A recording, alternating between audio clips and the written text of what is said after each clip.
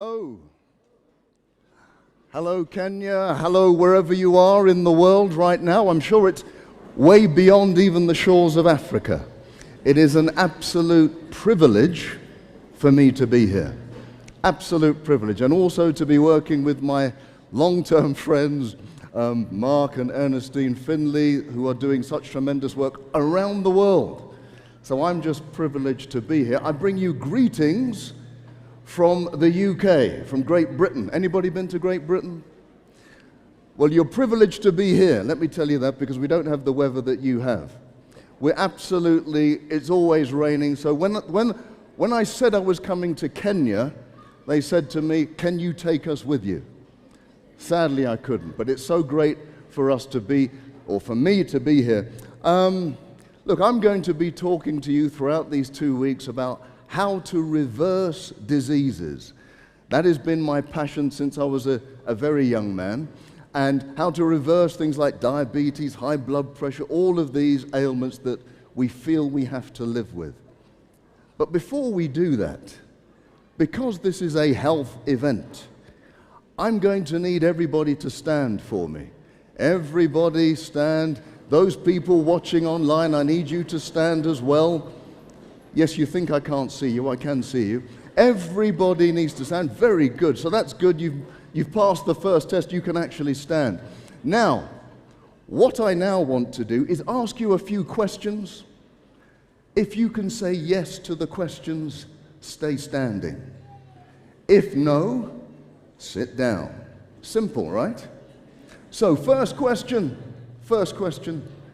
If you've been able to drink at least 1 liter of water every day of this week, stay standing.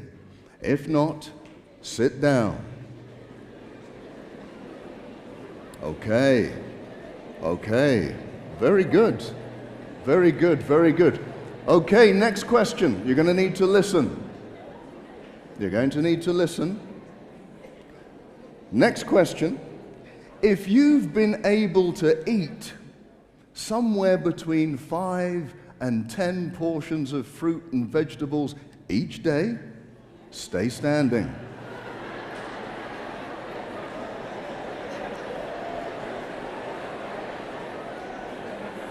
Oh, am I in the right place? This is a health event, right? Are there any people? Oh, there are a few standing. Okay. For those still standing, if you've been able to sleep anywhere between 6 and 8 hours each night, stay standing. If not, sit down. I'm seeing some people starting to stand up. What's all this about? I don't understand that. Right. Okay, I'm going to get you on this one. For those still standing, if you've been able to exercise, half an hour each day, stay standing. If not, sit down. Okay, thank you very much. So for the remaining people still standing, my last question is this. You have to listen carefully. How long have you had a problem telling the truth? No, I don't mean it. Give them a round of applause, please. Give them a round of applause. Very good.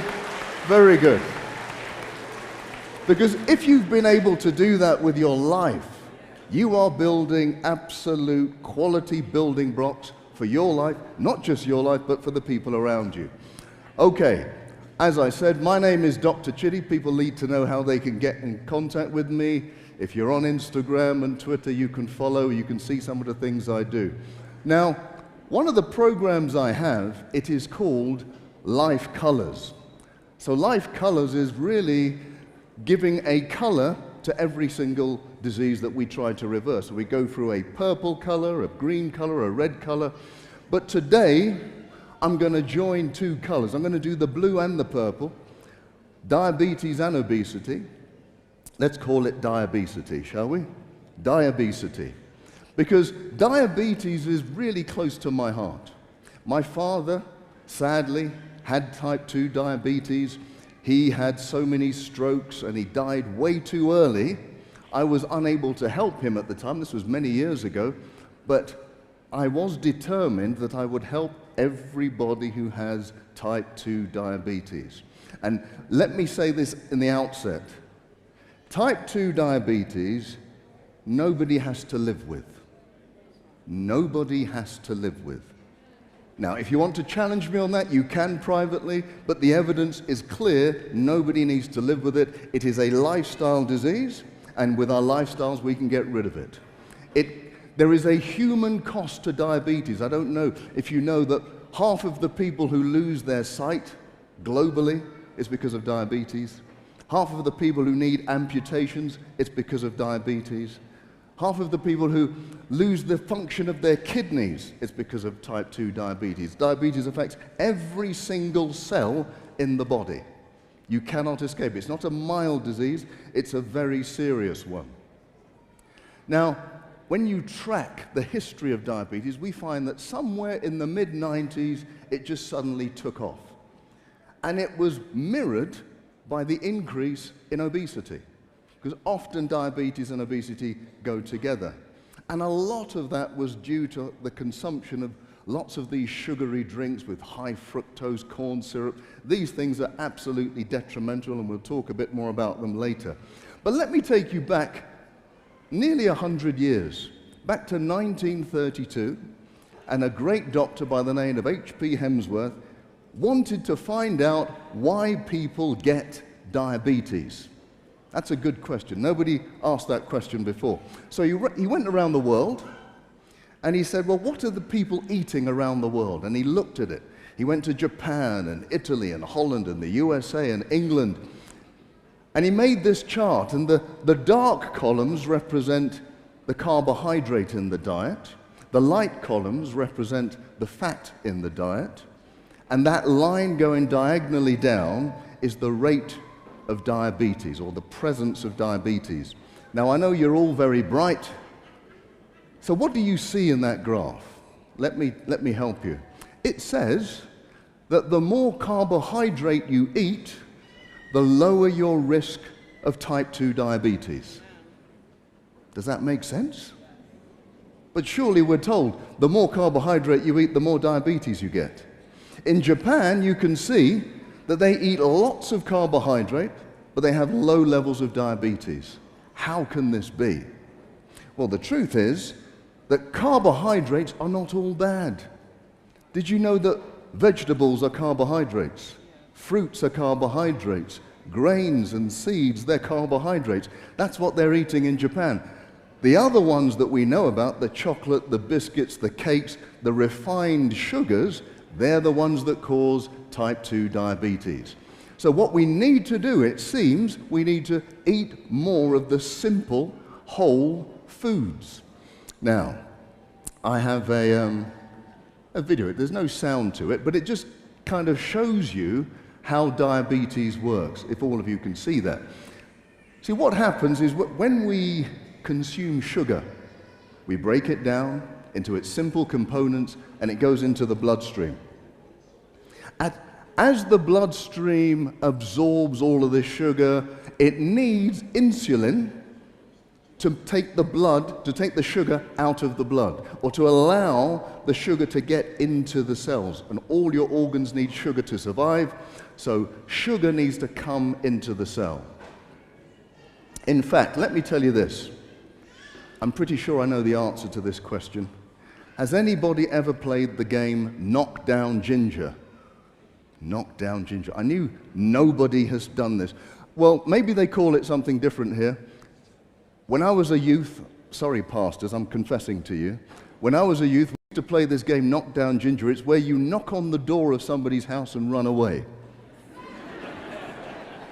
Okay, I can hear some laughs. That means confession. That means confession. Now, this kind of tells me a bit of what diabetes is like. You see, when I played Knock Down Ginger, I would knock on the door, run away. Somebody would open the door. I'm not there, they'd close the door. But then I would come back and knock on the same door. And I do it 3 or 4 times. After the 4th time, nobody opens the door because they think, oh, it's just a child playing around. That's a bit like diabetes. You see, in order for sugar to get into the cell to be used for energy, insulin has to be released to knock on the door of the cell. So every time you eat something sweet, all of that sugar goes in the bloodstream, and the body says, no, no, no, we can't have all of this. Put it into the cell, get insulin to knock on the door of the cell. Well, after years of knocking on the door several times a day, the cell says, I'm not opening anymore. I'm not opening. That's when we get insulin resistance. The cells don't open, blood sugar builds up, and it causes so much damage throughout the body. This is not the same as type 1 diabetes. So type 1 diabetes is when we just cannot make enough insulin. Usually, and we'll talk about this later in the couple of weeks, usually because of an autoimmune attack. Autoimmunity is like all of these diseases, thyroid disease, arthritis. It destroys the pancreas. You cannot make insulin anymore. So that's not the same. It has a different cause. Now here's my question. What's so great about the Western diet? I've just come back, actually. 2 weeks ago, I just came back from the Ivory Coast, and I have been telling them exactly what I'm going to tell you, that the Western diet is not something we should be chasing after. It is the diet that we should be running away from. We have, Africa, the continent of Africa, is the richest continent. You know that, right? With just minerals and gems and all of that. That's true, but we also produce so much food, good, whole food. But instead, we don't pick it from our gardens. What we do, we just wait for the McDonald's and the KFC and all of that to come, and then we get all of the Western diseases. The Western diet is so full of fat and sugar and salt and protein, very low in fiber, very low in nutrients. And we can thank this man.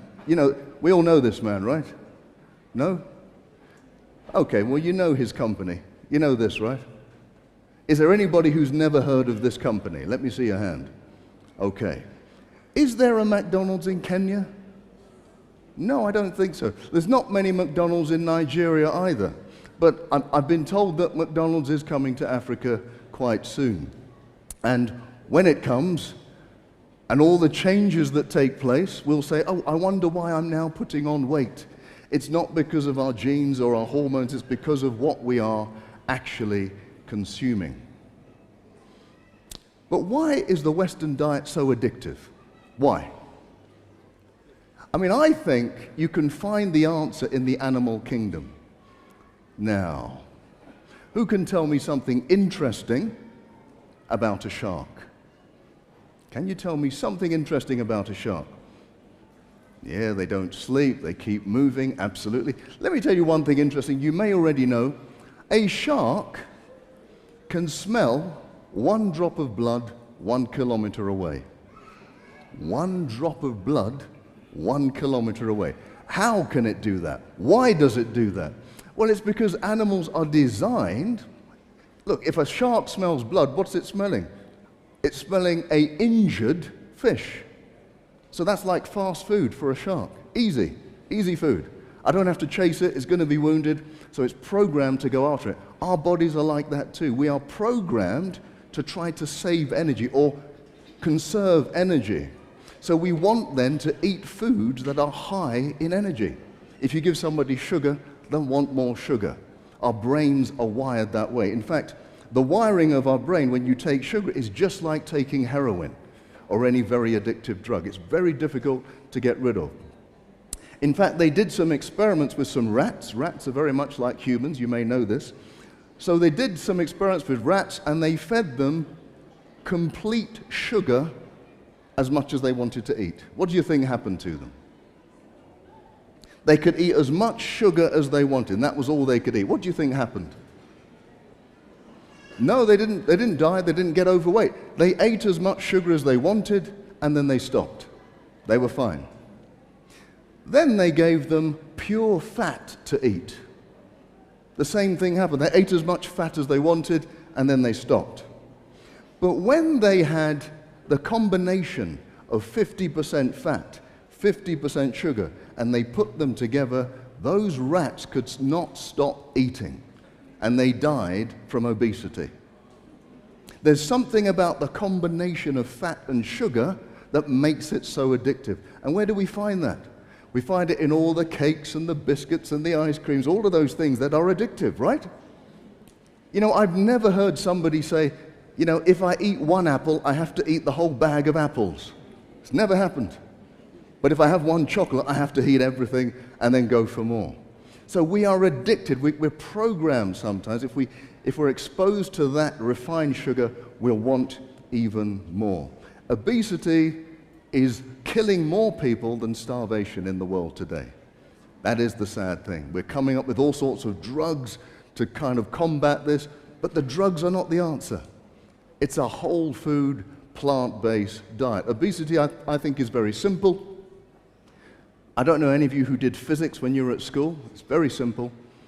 Because I get people say to me, Dr. Chidi, I only eat one lettuce leaf a day, and I don't understand how I've put on so much weight. Well, that would obviously break the laws of physics. You know, the matter cannot be created or destroyed. You cannot create fat out of nothing. So sometimes we just underestimate what we're eating, and we have to really keep a track on that. If we eat more calories than we burn up, we will get overweight. Okay. People say to me, well, I eat the same as when I was in my teenage years. Yes, that's the problem, but you're not moving as much as when you were a teenager. So now you're getting the problem of the middle years. I call them the middle years because they happen in the middle of our lives, but also they make our middle a little bit bigger. Okay, let me ask you this question. Can you be fit and fat? Is that possible? Okay, so let me see the people who say yes. Let me see your hands. Yes, you can be fit and fat. Let me see your hands. And at home. Okay. Okay, how many people say no, you cannot be fit and fat? Put your hands up. Right. So the majority of the people are so unfit that they can't even put their hands up. That's what I'm seeing. Wow. We've got some work to do here. We've got some work to do. But look, the truth is you can be fit and fat. It's possible. There are overweight people whose blood sugar, blood pressure is absolutely fantastic. They can run marathons. You know, you may have seen them on the marathons. They're running marathons. But the problem is it can never last. It can never last. The body has to do so much work to make you fit if you're overweight that when you get to your 60s and 70s, it just says, I'm sorry, I have to give up. So yes, you can do it for a short period, but you cannot do it for life.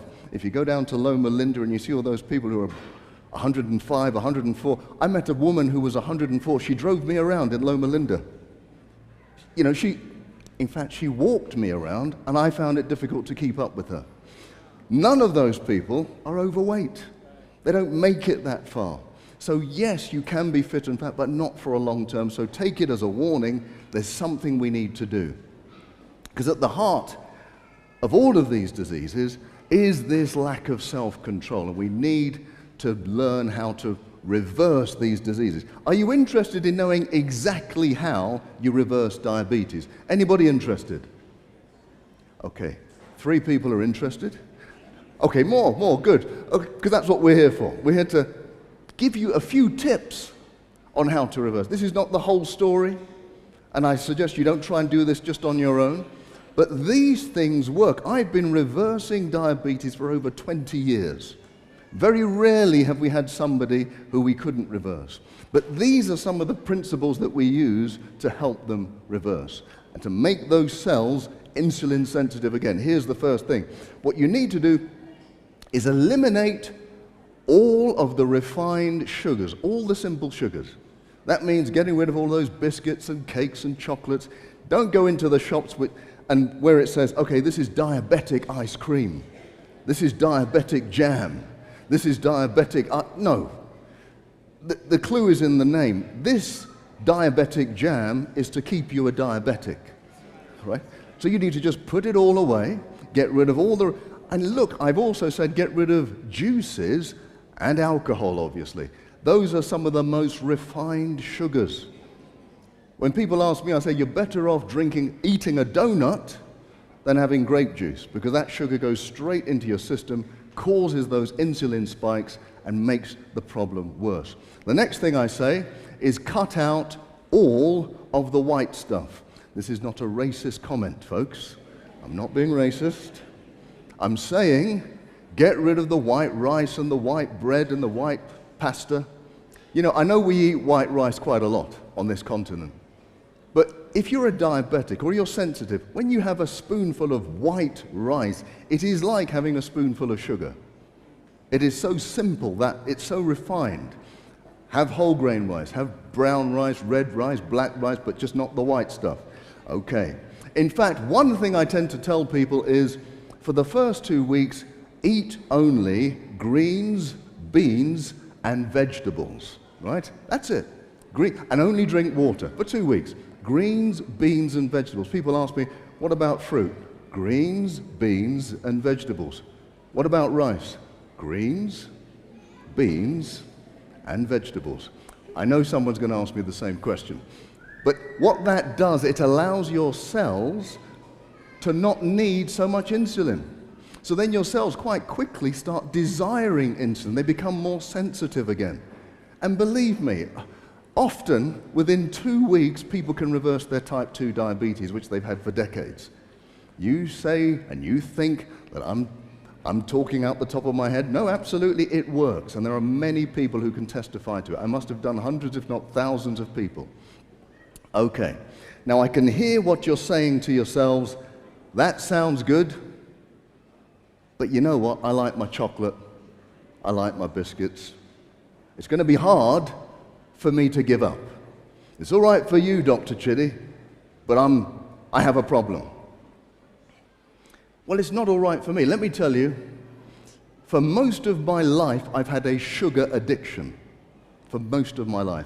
And I would say probably worse than anybody here and anybody online. You may not believe it. Let me give you an example. There was one time my mother came to stay with me. She knows my problem, but she bought this huge cake. A huge cake to my house. And I said, Mum, look, you know my problem. If you give me this cake, I'm going to consume it. She said, oh, just take a little bit every now and again. I said, please, just put it away somewhere that I can't see it. She put it in the fridge. All day, I'm thinking about the cake. I go to bed. I'm lying on my bed, thinking about the cake. I can't sleep. I said, well, how am I going to get to sleep? I had a bright idea. I'll tell you what I'll do. I'll go downstairs and have a look at the cake. And then maybe by looking at the cake, it can satisfy me. I go down, I look at the cake. Well, maybe if I have a very thin slice, I think you know what happened. By the end of the night, I finished the cake. And I blamed my mother. So I have an addiction, so I know how difficult it is. So I've got some help for you. Do you need some help with your addiction? Yes, you do. So I've got some help. It's called the Dr. Chidi method, named after some doctor, I don't know who. But yes, Dr. Chidi method, it says this. Look, if you have this addiction for sugar, the worst thing you can do is say, I must not have the cake. That's the worst thing you can do. Because your brain, like a child, when it's told that it can't have something, it wants it even more. You know that, right? Oh, I can't have the chocolate. You finish the whole thing. The best thing to do is to say, I will have the cake, but I will have it in half an hour. Even I can wait half an hour. At the same time, eat something like an apple. You eat the apple, you digest the apple slowly, it releases sugar slowly into your system. After half an hour, you have enough sugar in your system to help you overcome that desire for the cake. I can see what you're thinking. After half an hour and an apple, I still want the cake. Well, look, if you still feel like that, do the Dr. Chidi method again. Maybe you'll eat 5 apples in a day. That's good, because most of you had to sit down when I said if you could eat 5 fruit and vegetables. Okay, sometimes you may fail at the Dr. Chidi method, but I guarantee you will fail less frequently than if you try to just avoid it. So the reason why it's called the Dr. Chidi method, by the way, is because it stands for something. It stands for don't resist it, choose to have it, but delay it. Don't resist, choose to have it, but delay it. It helps us to overcome those desires. Something else that can help us overcome the desires, but for this I need a volunteer. No volunteer. Yes, come forward, yes. Pastor, thank you. Thank you for being such a volunteer. So people need help overcoming this desire for sugar. And I want to show you an experiment. So, if you had to eat 4 apples in 2 minutes, very quickly, really have to get them down, which apples would you choose? Would you choose those golden delicious ones? Or would you choose the Granny Smith ones? The golden delicious. You would choose the golden delicious. Who would agree? Who would choose the golden delicious? Who would choose the golden delicious? Okay. Who would choose these ones, the Granny Smith ones? Okay, there's always some strange people in the audience. Okay, thank you very much. Well, thank you, Pastor. Thank you. That's great. Thank you so much. My apples? After. Now look, the reason why most people would choose the golden delicious is because they're sweeter. If you try the Granny Smith apples, they're quite sharp. They're very tangy. And what that does actually, that tang suppresses much of our appetite. If you eat something, let's say you started eating your donuts and you eat something sour, it stops you wanting to eat something sugary. Also, if you break it up with something bitter, it will also stop you from wanting to eat something sugary. You know, what I say is bitter is better and sour has power. But let me now conclude on how to help people reverse diabetes. The next thing you need to do is limit yourself to 2 meals per day. I read this years ago in Ministry of Healing when I was a youngster, that the optimum is to have 2 meals a day, and it's absolutely right. It allows you to have a fast during the day and a fast during the night. That lowers your blood sugar. You must be drinking only water. People say to me, look, I tell people, immediately after a meal, you must go for a walk. That allows your muscles to absorb all of that excess sugar. And some people say, well, Dr. Chidi, I have bought myself a dog so that I go for a walk every single day. That's a good thing. But if you do that, make sure you do the walking with it. Now, you can't be driving and walking at the same time. That doesn't work. Okay, I'm going to move on. There's something I always say, beware of CCTV. Do you have that here, CCTV? Closed circuit television. Well, in Britain, I think we're one of the most monitored countries in the planet. We have lots of closed circuit television, but this CCTV is different. This is designed to keep you seated, and it stands for the car, the couch, and the TV. These things keep us seated all the time. Just by standing more during your day, you can burn up so many calories. You don't even have to go to the gym. Just stand. In my house, I have a standing desk, so most of the day I'm burning up calories without even thinking about it. Look, this is bringing me to the end of the program. What I will say to you is this. What I've talked about is a lot of self-control. Self-control. There's a proverb, Proverb 16:32 says, better a patient man than a warrior.